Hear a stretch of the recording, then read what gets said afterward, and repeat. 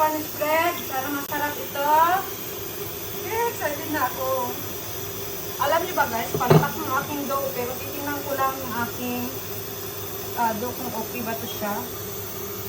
Sige guys. Check natin ano. I-roll na natin. Agad yung patay. Nadikit. Paano yan? Yan. Ganun daw guys. Dumidikit yung aking ganun daw guys. Tapos yung dyan, bunganga, sarado natin.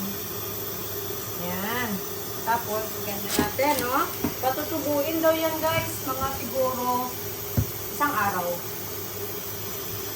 Mga isang araw, guys, patutubuin natin. Yan. Habang nagluluto tayo, gagawa na rin tayo ng dough. Ano kayang resulta nito? Kaya pala, ano ba, bibihis na tayo? Ano ba? Ang hirap pala dito i-roll. Madulas. Madulas, Jeng. Ba't naitim siya, Jeng? Ano yun? Ilang minutes na, Jeng? 120. Yeah. Gawin yung dalawa. Yan. Tapos panibago. Patayo naman.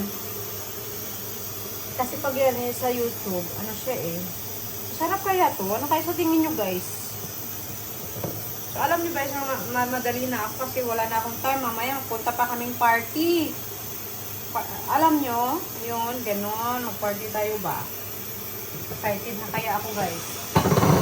Tapos damihan na natin yung palaman kasi bakit?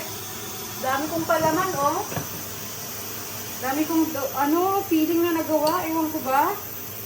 I-roll natin ulit. Ito na yung Spanish bread. Alam niyo ba guys, first time kong gumawa ng Spanish bread.